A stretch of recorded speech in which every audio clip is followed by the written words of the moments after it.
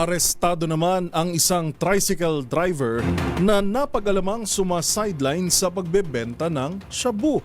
Yan at iba pang mga rumarapidong balita mula sa probinsya, hatid ng iba't ibang istasyon sa ilalim ng MBC Media Group.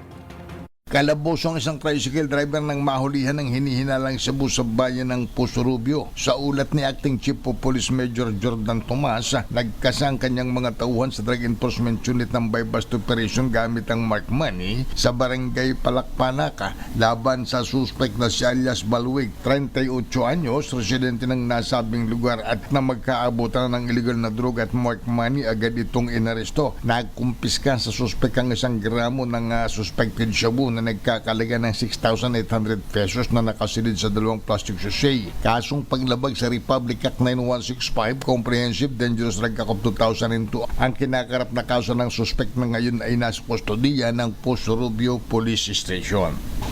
Para sa MBC TV Network News, ito si Freddy Pajarduales, 38, una sa Pilipinas, una sa Pilipino. Tinatayang mahigit sa 21,000 pesos naman na halaga ng abandonadong kahoy ang nasabat ng otoridad sa bayan ng San Antonio Norte, Samar. Nakaimbak ito sa isang matalahib na lugar malapit sa cell site doon sa nasabing bayan. Sa tulong ng komunidad, matapos na magbigay ng impormasyon, ay agad nilunsad ng otoridad ang isang operasyon laban sa illegal logging. Ayon sa PNP, ang mga nasabat ay isang uri ng miyakiya. Kung tawagin dito sa lalawigan ng Norte Samar, may fire 22 board feet na may iba't ibang sukat. Hindi naman matukoy ang may-ari ng nasabing mga kahoy. Ngunit patuloy ang ginagawang pag-iimbestiga ng otoridad. Dinala itong mga abandonadong kahoy sa police station ng San Antonio at nakatakdang dalhin sa DNR. Mula sa MBC Network News, RH34, Jane Galit Bantayan, una sa Pilipinas, una sa Pilipino. Balita mula sa Davao City. Kalabuso sa kulungan ng top 2 drug personality matapos na aresto sa drug bypass operation sa pinagsalim na pwersa ng kapulisan sa panguna ng Regional Police Drug Enforcement Unit 11 at City Drug Enforcement Unit DCPO sa Barangay 26 Dasi, Poblasyon Davao City, Huwebes pasado alas 12 ng hating gabi.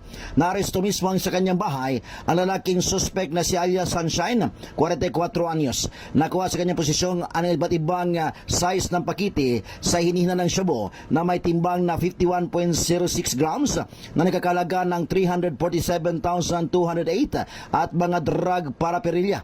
Kasama sa naresto sa loob ng bahay si alias Dandan, 30 anyos, at naharap ang dalawang suspek sa paglabag sa Republic Act 9165 o Comprehensive Dangerous Drugs Act of 2002. Ito si June Soter para sa DZRH. Una sa Pilipinas, una sa Pilipino.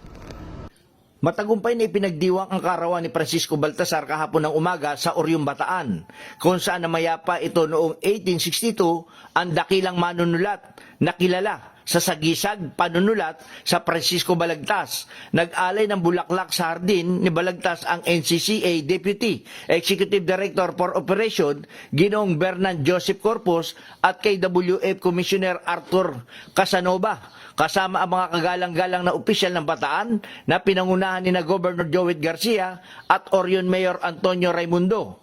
Naging mas makabuluhan ang araw na ito sapagkat kasama rin sa pagtitipon ang pamilya ni Balagtas, gayon din ang ilang kinatawan ng lokal na pamahalaan at mga ahensya. Kasama sina Provincial Tourism Officer Danica Lolita Tigas, School Division Superintendent Dr. Carolina Violeta at mga opisyal ng Barangay Wawa Orion kung saan matatagpuan ang hardin. Nagbahagi rin ng mga libro ang NCCA at KWF sa lalawigan ng Bataan upang higit pang mapalaganap ang kaalaman sa panitikan ng mga Bataenyo.